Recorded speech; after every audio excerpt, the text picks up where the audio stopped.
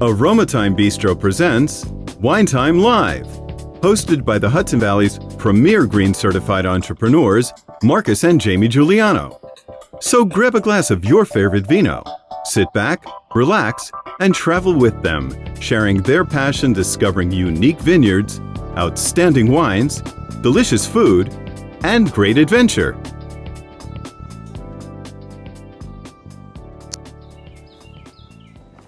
Hello, Facebook Live. Hello, Instagram. Hello, hello, hello. Jamie and Marcus here. I gotta make sure I'm in view in Instagram. Yes. One, there we go. Instagram's a little tougher. We have a little narrower screen or camera angle. Yes. If you're catching us on Instagram, we are on our VIP winery vacations, our travel to Italy page on Instagram. And if you're on Facebook, you are on our Aroma Thyme Facebook. So everybody, welcome. We're live. We're doing a fun little thing here called Aroma Thyme Wine Thyme Live. Wine Thyme Live, where we do one or two of these a week, where we open a bottle of wine, talk about some stories, share some wine, and talk about traveling with us. So it is... Cheers. September 15th today? Yeah. September 15th, 2020. Yep. And we have in front of us Greco de Tufo from Donna Chiara. Donna Chiara is a vineyard in the Campagna region of Italy. Yep, specifically near Avellino in Campagna, outside of Naples. Not too far outside of the Amalfi Coast or Naples. Great vineyard, amazing vineyard. They make one of my favorite Italian wines, which is Terrassi, yes. Terrassi, a big wine from southern Italy. It is made from the Aglianico grape, Aglianco, Aglianico. The G is silent. So that is a super powerhouse wine, yes. Terrassi being the region. So, let's talk about the wine, Jamie. Absolutely. So this is one of our favorite, so kind of a backstory about Donna Chiara. We met her years ago. Yes. At an event that we had gone to. I don't know, every time we would see her from the years after, the next couple events that we had gone to, we just fell in love with her wine. And we kept saying to her, we're going to come visit you one day. We're going to come visit you one day. And she's like, anytime. So when we were planning our Southern Italy trip, we realized that we could stop at Donna Chiara and visit with her and taste her wine and visit the winery, and then head up to Tuscany for our Tuscan trip. Tuscan trip, yep. We do a lot of different trips, and so we were heading towards our Tuscany trip. So anyway, so we messaged her and we said, okay, we're coming, would this date work? And she was like, oh, that's great you're coming, but I'm not going to be there. And I was like, oh no. But she was like, but my husband will be there. So her husband greeted us, right, when we got to the winery. And he gave us an amazing lunch, an amazing tour. Amazing. Absolutely amazing. And he makes wine as well. Right, he has his own side. He has his own side label. Yeah, it's a fun label. Yeah, it is very fun. So we got to taste the wine at the winery, and then we got to taste his wine, and that was really awesome. So we really have a special place for Donna Chiara and her wines and the region that she's from, and then of course she makes one of your favorite grapes. So that kind of adds right to the story. But we will definitely get back there again. It'll be part of one of our trips. Probably the Amalfi Coast trip. Amalfi Coast trip, Naples. So do you remember the tasting that we met Ilaria at? The very first time we met her? It was a small tasting. Very small. A very small tasting. And I think it was Campagna. Yep.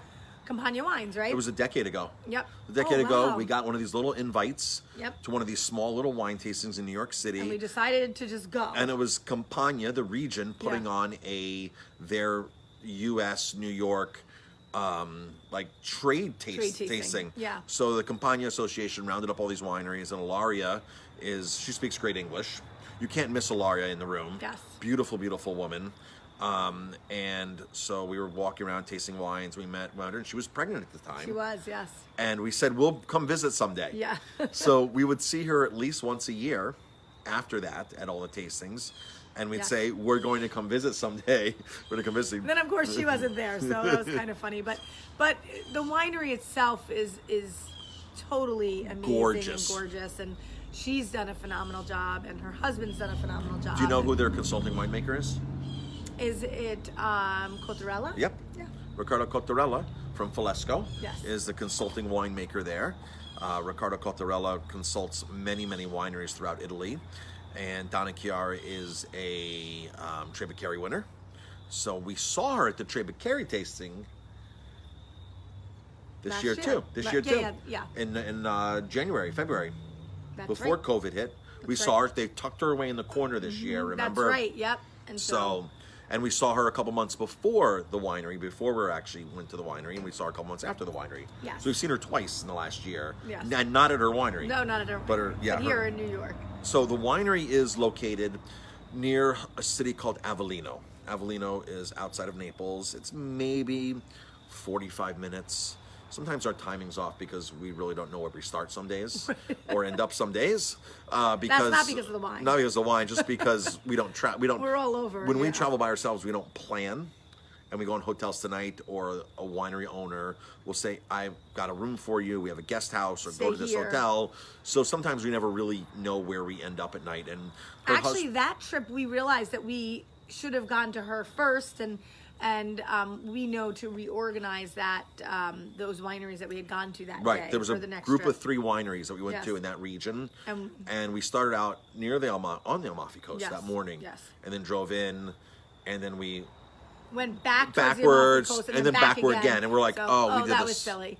Yeah, it was just the way it worked out, and we thought they were a little closer together, and they weren't as close together as we thought. As we so. thought they were. So Greco de Tufo, or Tufo, I'm sorry, Greco. Greco's the wine. Greco is the grape, actually. Tufo's the region. So this is a DOC, I believe. DOC? It's a DOC, yeah. DOCG. Oh, DOCG. DOCG, which has the highest regulation of the government standards. See the DOCG, the Greco de Tufo? Right there. If you're watching, if you're listening to audio, you cannot see that.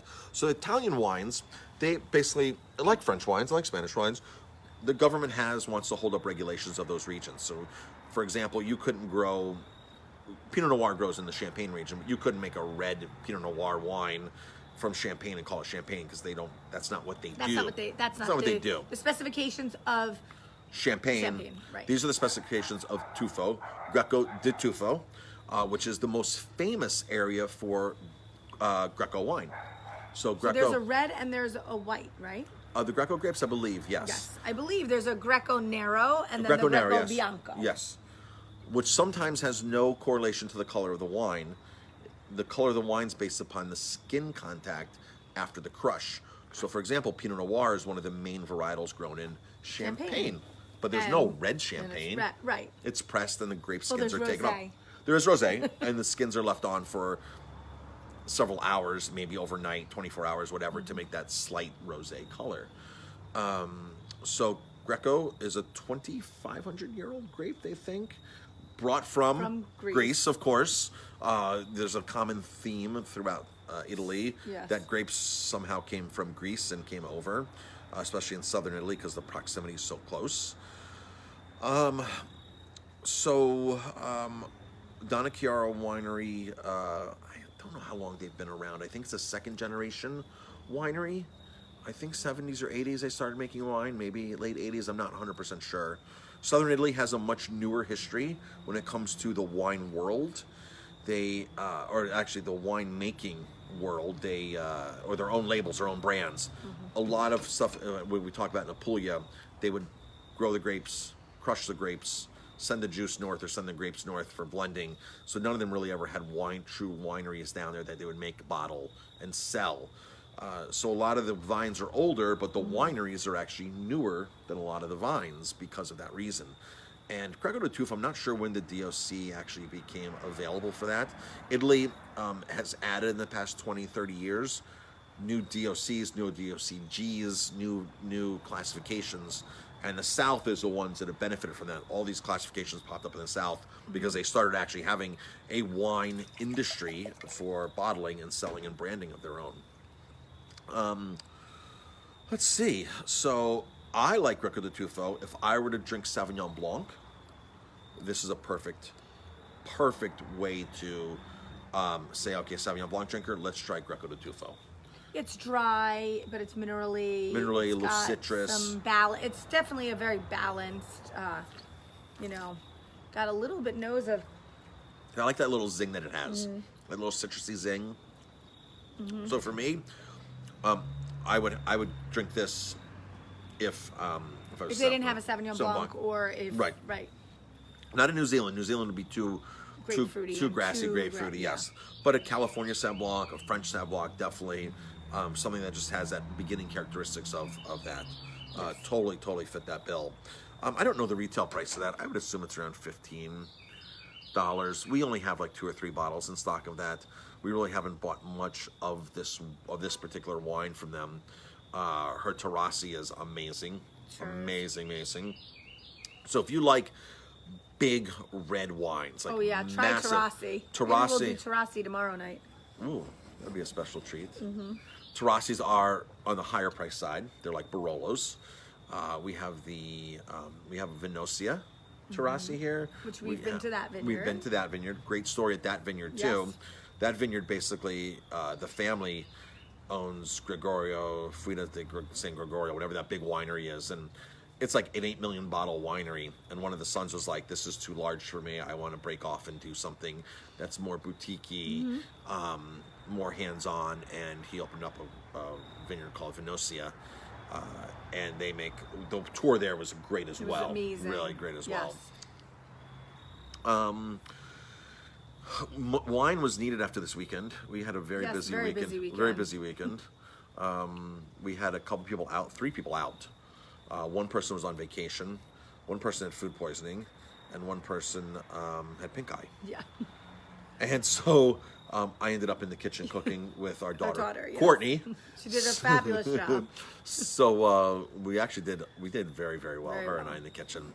And so as a result of this weekend, because now the winter time is coming, slowing down, people don't want to be sitting outside. We have to kind of figure out where to kind of shave labor and shave costs, unfortunately. And two of our team members are part-timers, and they're here seasonally, and they know that. So now their hours are dwindling down, and you'll find me in the kitchen more when it's slower. Yes. So that's I'll be in the kitchen all weekend cooking. But it was a potentially stressful weekend that was handled very, very well by all the team members that were here. And so we're very grateful for that, and much needed glass of wine, a bottle of wine after that. Yeah, so if you want to travel to wineries like this, you can travel with Marcus and I, VIPwineryvacations.com. You can check out the trips that we're doing. We are planning a trip for 2021, April. And that will be southern Italy, and then hopefully not this part of southern Italy. Not this part of southern Italy. The opposite side of the coast, which is Apulia, the heel. Yes. So if you want to travel with us, check out our trips and give us a call, send us an email.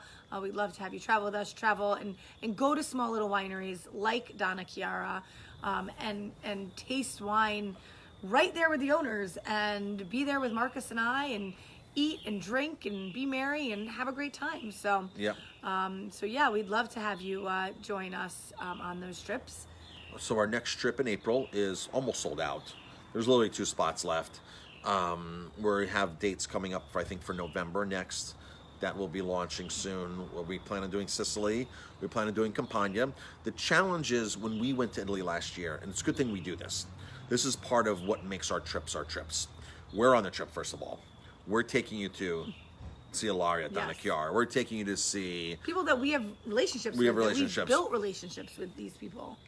We're just not picking random places. No. And saying we're going here, here, and here based upon the size of the tasting room, the price of the wines, or whatever. It's no, we're going when we go to the Amalfi Coast, we're going hands down to Donna Chiara, hands down to Vinosia. So we went last year, we scouted out the whole area, and we started in Apulia, went down and couldn't get down far enough to the Cape. which we wanted to get to the Cape where the Ionian and the Adriatic Seas meet. That is part of our trip in April, though. Yes, it will be. We are including that. We were able to work it out. Our plan was, we don't know. We land in Bari in the airport and get the car. Just go. We just drive, right? We knew we had appointments at different places, but we didn't know how close or how far. We really should have done that the one day, but we were running out of time. So we get to Matera, and we have to go up into Basilicata in the arch of the heel of the boot. And then we're like looking at Naples and where Naples is and the Amalfi Coast and Vesuvio, and we're like, Pompeii, we're like, we could never put people on a bus. No, to go. To do the trip that we just did. After we drove it, we're like, I think you wanted to. I wanted to. And I said, no way. I wanted to. I was like, no, I think. No, I think we could do it. And I said, no, we can't. And after we drove it, I was like, okay, there's no way. No way. Because on the map, things look different. They look much closer. They look a lot closer on the map. But when you're going over mountains and through, it's windy roads and it takes a little bit longer. It's not like from one spot to the other, like, what do they say, how the crow flies, right? How the crow flies. This is up wine, and the roads in Italy are so narrow. They are. You drive on the same side as we do. So if anybody has any question on that, it's the same side as the road we do. But sometimes the road has no side because they're so narrow. And in the Italian culture, the Italian landscape there, they have a lot of courtesy for drivers. So you just know if another car's coming the other way, you basically pull over onto the little shoulder there is and stop so the other person can go. And it's just it's a common courtesy. They're very polite drivers. The roads are narrow, which is why I think they. But they drive small cars. They drive small cars, but when you're in a bus, and I'm like, there's no way. Remember driving into Matera? Oh my God! It was nighttime. We were like. It was nighttime, and we couldn't. Like, there's no way a bus could get here. I'm like, where in the world is this city at? Yeah. Because we're driving. We didn't know it was a national park, and the mountain was there. National park. GPS told us. GPS was totally screwing us up. Yeah, it was awful. And we're driving around these two mountains, which we didn't know were there because we couldn't see. It was dark. And you couldn't even see how beautiful it was. Right. And all of a sudden, we get to this, and we're like, it says Matera's like right here. Right? Like, where is it? Where is it? And we're looking at a city, basically, but like. Well, but we're looking at the mountains at first. Modern city, though. Remember? Right. But then when we turned the corner, Matera lit up. We were beautiful. like, that's what that mountain was hiding. Yeah. And this makes sense now because the GPS says we're there. And then we get into Matera, and we couldn't get to the good part of the city because we didn't know. Awful. And we parked and we're like, what's everybody talking about Matera for? Yeah, it was awful. And we were like, why are we here? This is terrible. This is awful. I think I was more mad. But then, oh my gosh, that's probably my most favorite city that we have been to in all of our trips. Was Matera. It was Matera. We were filling out a questionnaire for our travel mastermind that we belong to. We brainstorm with other people in the travel business, and the questionnaire was, describe one of your favorite places you've been. It was a lot of questions like favorite vacation as kids, favorite vacation as family vacations, and her and I both looked at each other and we were like, Matera. Yeah. Matera was definitely one of those breathtaking, like, wow, oh wow. Wow, like we have to go back here, Yep. and we ended up staying 2 nights. Yep, we ended up staying. We're only going one night. Yeah, it was amazing. We stayed in a renovated cave. It was beautiful. We'll talk about Matera a whole nother time. Maybe we'll do something with our Wine Thyme Live with Lucano, which is one of the spirits that's located right south of Matera. Matera is in our trip in April, in our Apulia trip. I think Matera is technically in Basilicata, but it is part of our Apulian trip. We have to go there. They're not far from Arborabello. Oh my gosh, you can't miss it. You can't. It's a not to miss place. You cannot go to the heel of the boot and not go here and not go to Matera, basically. No, so I mean, it's not even a question. Not even a question. Excellent. All right. That is it for today. Cheers. Cheers, everybody. And thank you for watching our Wine Thyme Live, Greco de Tufo. Thanks for tuning in.